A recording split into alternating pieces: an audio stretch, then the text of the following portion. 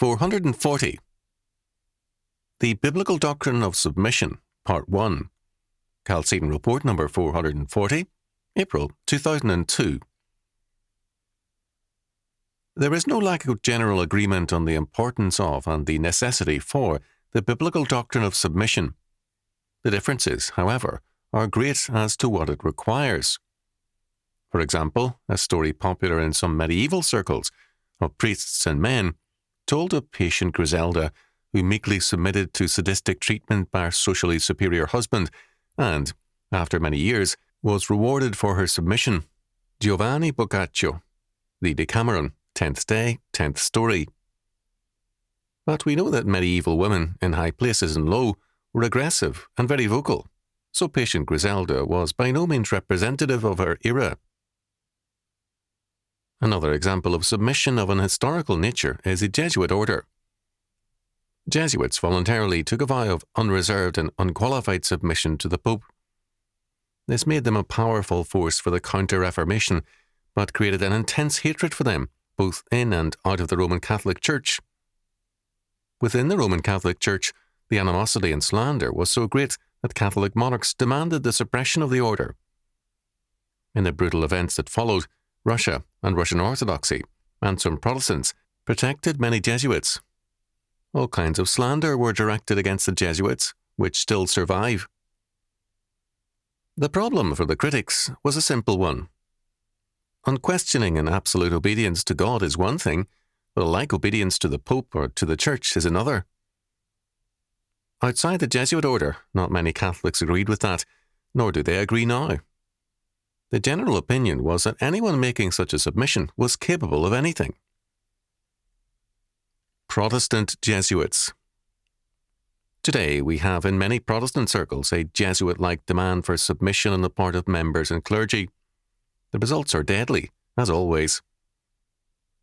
Among the biblical texts commonly used to affirm the doctrine of submission, two notable ones stand out. Submit yourselves to every ordinance of man for the Lord's sake, whether it be to the king as supreme, or unto governors as unto them that are sent by him for the punishment of evildoers, and for the praise of them that do well. 1 Peter chapter 2, verses 13 and 14. Let every soul be subject unto the higher powers, for there is no power but of God. The powers that be are ordained of God.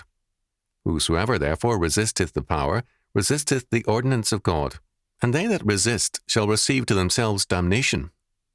For rulers are not a terror to good works, but to the evil. Wilt thou then not be afraid of the power?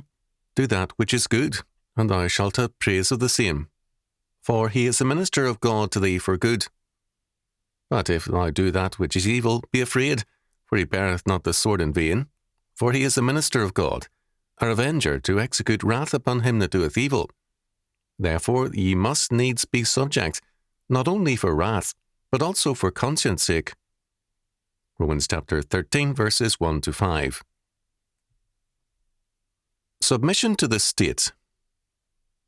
These two texts do not deal with submission in the church, nor in the family, but in the civil state, in the state or civil government. Their basic premise is, first, that we live in a world governed and predestined by God. Our rebellion, however evil the circumstances, is a revolt against God. The world indeed is full of sin, but our rebellion does not remove the fact of sin, but aggravates it. Second, God's way of transformation is not revolution, but regeneration. The state is a ministry of justice, the church a ministry of salvation. Man finds it easier to turn to revolution and conflict because it demands no change in him. God's way requires not only that we submit to his will and be obedient, but also that, in him, we be made a new creation. The only efficacious change comes by regeneration.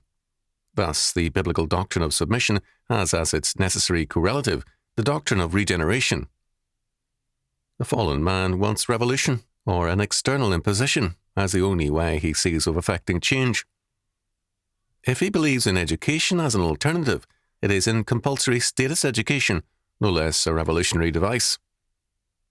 The Christian must affirm that humanistic efforts and devices are superficial, and that only God's regenerating power can effect change. Thus, we cannot separate submission from regeneration. Third, social order is not maintained by every man doing that which is right in his own eyes, as in the days of the judges. Such a condition prevails when God is not king over the nation and its peoples. Judges chapter 21, verse 25. Even the worst rulers must maintain some kind of social order.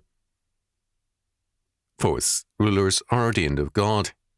If we have bad rulers, it is because we are a bad people, and the solution, again, is not in revolution, but in regeneration.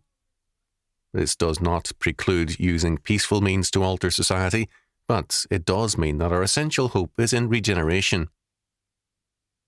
Rulers are, quote, ministers of God, end quote. Not all ministers are good, as any look at the church will tell us, but neither are we the people. Godly submission begins with submission to God and His law word. It means that the problem of sin and evil is not countered with violence and death, and His regenerating power makes us into a new human race, one empowered to do good and to establish justice. Fifth, this makes submission a matter of conscience. It is emphatically not a surrender to evil. It is a recognition that sin is not eliminated nor curtailed by revolution and violence, but by good works, and these Christ's people must supply. The Romans chapter 13 verses 1 to 5 text cannot be separated from that which follows it, namely, first, that paying taxes is a religious duty, according to verse 6, in order to maintain some semblance of social order. Thus, verse 7 requires all due tribute, custom, fear, honour and dues to be paid as a form of obedience to God. No tax revolt, in other words. Second, we are to be debt-free as a normal thing, although debts for up to 6 years are permitted by God's law. Our service to God involves avoiding bondage to men. Our obligation to other men should not be money or debt, but love. Third, love is the fulfilling or putting into force of the law. We do not commit adultery, meaning that we respect the integrity of our neighbour's marriage. We do not kill, that is, we respect the integrity of his life. We do not steal, that is, we do not violate his property or possessions. We do not bear false witness. We respect his good name and reputation, and we do not covet what is our neighbour's, so that, in word, thought, and deed, we manifest our love for our neighbour by obeying God's law in relationship to him. Love worketh no ill to his neighbour, therefore love is the fulfilling of the law. Romans chapter 13, verse 10. Love is thus defined as keeping the law of God in relationship one to another. Submission to Christ. Fourth, it is time for us to wake up out of the sleep of our dark world and to put on the armour of light. Verse 12. We can only change the world by submission to Jesus Christ and His law word. We must, fifth, walk honestly as in the day, not in rioting and drunkenness, nor in chambering and wantonness, not in strife and envying. Verse 13. We are a people with work to do. Sixth, this means, put ye on the Lord Jesus Christ, and make not provision for the flesh to fulfill the lusts thereof. Verse 14. We are not here to please ourselves, but to please God, and we dare not forget this. It is not what we want from God that is all important, but what God wants from us. The verses which follow 1 Peter chapter 2, verses 13 and 14 are similar to those in Romans. The alternative to civil revolution is the godly reordering or reconstruction of our lives and our world.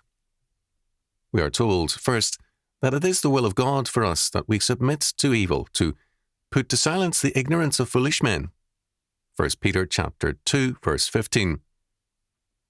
All kinds of foolish charges are made against Christians by the ungodly. We must not provide grounds for more.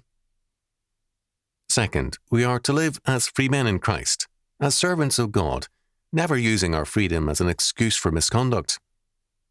This means, third, that we love our fellow believers, honour all men, reverence God, and honour the King. Verse 17. The world loves its own and looks on all others with hatred.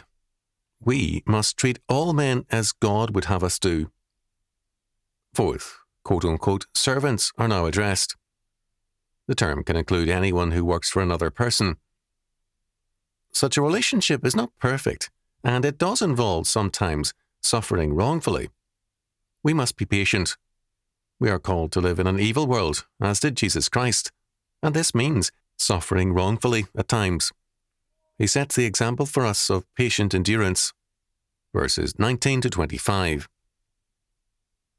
Fifth, in 1 Peter chapter 3, verses 1 to 7, we are told of the duties of wives and husbands, the regenerated life rather than a revolutionary one.